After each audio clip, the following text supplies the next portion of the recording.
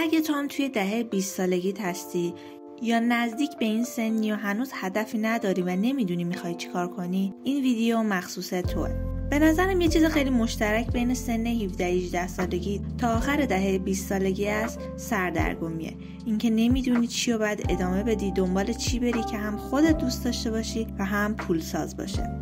کسایی که میخوان کنکور بدن توی این وضع مملکت میمونن که آیا دانشگاه رو برن و ریسک کنن بعد از 4 سال آیا کار براشون پیدا بشه یا نه، یا اینکه درس رو ول کنن و برن توی یه حرفه و پول در بیارن که از اون طرف هم بازم ریسکه، ممکنه اون کار نگیره، یا اینکه اگه مدرک نداشته باشی اون هم توی این وضع مملکت مدرک داشتن یه جور پوز دادن شده تا تحصیل کردن. حالا فکر کن این جوون یکی از این راه‌ها رو انتخاب کنه، میمونه این وسط آیا واقعا کارش درسته، همین راهو باید ادامه بده یا نه، یا باید یه چیز جدیدی رو امتحان کنه. البته بگم که خیلی هستن که از همون نوجوانی هدفشون و علاقهشون رو پیدا میکنن و خب دیگه اونقدر سردرگم نمیشن.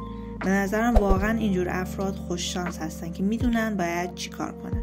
دهه 20 سالگی اینجوریه که حس میکنی از همه عقب افتادی، همه موفقن و تو حتی یه ذره هم پیشرفت نمیکنی. دوست داری همه چیز رو امتحان کنی. یه هفته دوست داری یوتیوبر بشی ولی هفته بعد پشیمون میشی.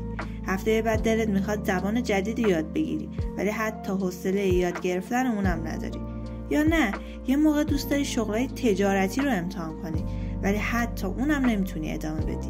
همه اینا دست به دست هم میده که از تو یه آدم با خواستهای زیاد میسازه ولی اونقدر سردرگمی و نمیدونی چی کار کنی که هیچ کاری رو شروع نمیکنی.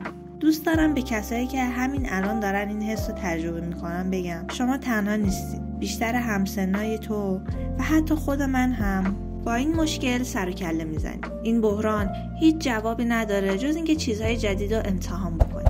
اگه میدونی که دوست داری چی کار کنی که خیلی خوبه. همیشه پیگیر علاقت باش، چون این علاقه و اشتیاقی که از تو نوآوری و خلاقیت میسازه و باعث میشه که توی کارت موفق باشی. اگه هم نه هنوز نمیدونی چی کار کنی، برو به چیزایی که حتی میبینی یه ذره ازشون کنجکاوی رو دنبال کن.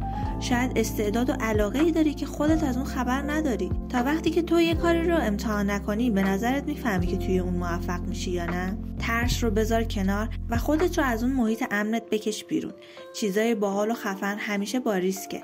اگه میخوای اوضاع همین جور بمونه کاری نکن، ولی اگه از این وضع خسته‌ای و تغییر میخوای شروع کن و تردید به دلت راه نده. راه حل‌های بیشتری هست برای کنترل این موضوع، مثل هدف گذاری، برنامه‌ریزی و خیلی چیزای دیگه. توی ویدیو بعد میخوام براتون نحوه هدف گذاری و برنامه‌ریزی رو براتون بگم. پس اگه میخواید یادتون نره چنل رو سابسکرایب کنید که اولین نفر ویدیو رو ببینید. پرنده برای یافتن راه خروج از تخم مرغ میجنگه. تخم مرغ دنیای اونه. کسی که میخواد به دنیا بیاد اول باید دنیایی که الان توشه رو نابود کنه تا دنیای جدید رو ببینه.